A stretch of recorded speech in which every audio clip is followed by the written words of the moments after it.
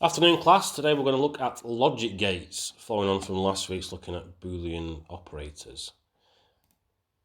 The forms part of two lessons. Last week, lesson 1 was computational thinking and logic, and then truth tables. This week is lesson 2, obviously, 2 follows 1.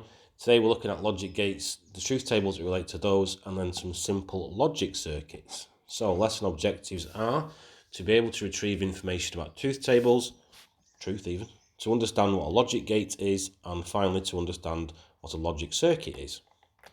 Let's skip out the next slide. Logic gates, just a blank slide. Before we start then, do computers really use true or false? If you think back to what the number system we've been using recently, it's called something else, and we use different characters, for want of a better word, to represent the state of the transistors. So, as it says there, changes. From now on we will use 1 and 0 rather than true or false. True or false is probably a good way to introduce it to everybody. But having looked at binary, I think you guys understand the point of the 1s and the 0s now. So 1, true equals 1 or on, and then false is 0 or off. These are the truth tables we had last week. A and B, A or B, and then not B. So hopefully you've had a go at those and done them. I know some of you guys have sent me pictures of your completed tables, which was very good. So if you want to pause the video for a second, just have a look at those to make sure you got the answers correct from the last lesson. Feel free, remember it's a video on YouTube. You should be able to pause it whenever you want.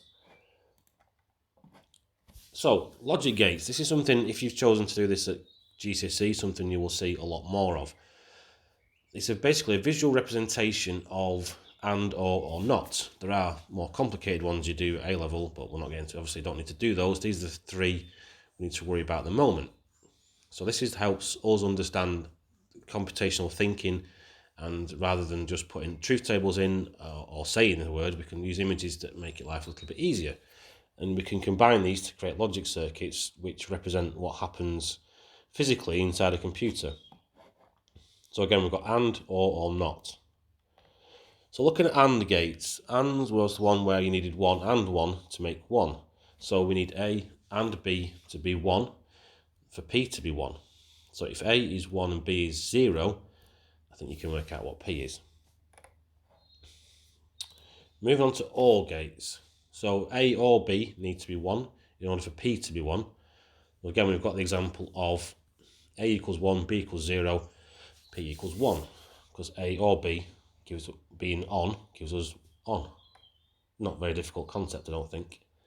Not is the opposite, so if A is 1, P will be 0. I don't know if you're going to ask that question, I think it's quite straightforward.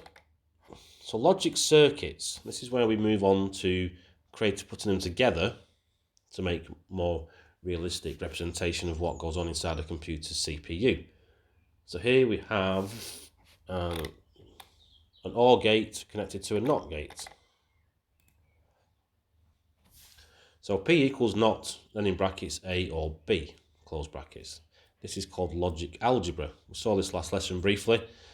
It's a visual representation using a diagram so we can see what's happening. So I'm going to print these slides, not going to print these slides off, but ask you to write these down on paper. So you can pause these as and when. So you've got an OR gate attached to a NOT gate. So if A and B are 0, what do you think P will be? If A is 0, B is 1, etc, etc. Have a go at those, pause the video, draw the table out. So there you go. Have a go at this one. So the second image here, where it says have a go, I've added another little table in for C, so it gives you you're writing down a little bit more information of what goes in to the NOT gate before P is decided, or worked out what P is.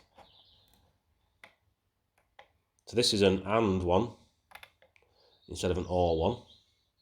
This is, P equals not A and B instead of A or B.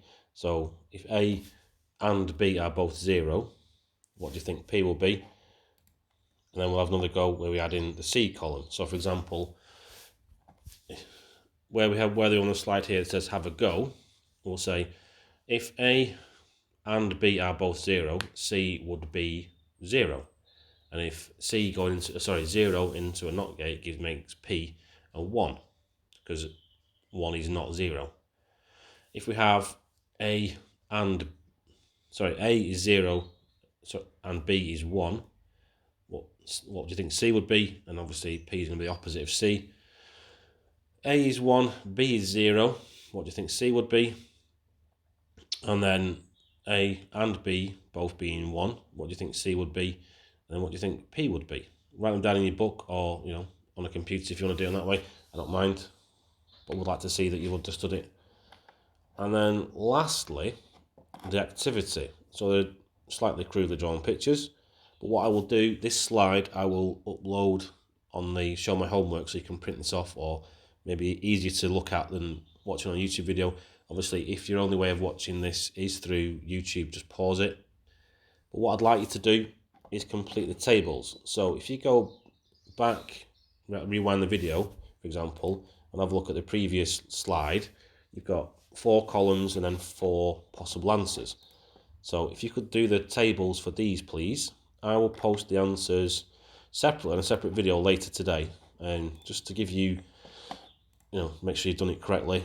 But I'm not going to give you the answers now, because I don't want you to be able to just skip straight to the answers and then not really understand what's going on. So as always, feel free to rewind the video. If there's anything you didn't quite catch the first time, feel free to ask me any questions. I will post the answers in a separate video later on. I won't necessarily talk over the answers, I'll just put them on there and you can browse it at your leisure. But like I say, if you've got any questions, ask me on Show Me Homework or send me an email. And hope you guys are all keeping well. And I will believe it's every Monday you're getting computer science homework, so I'll be speaking to you guys every Monday. Take care.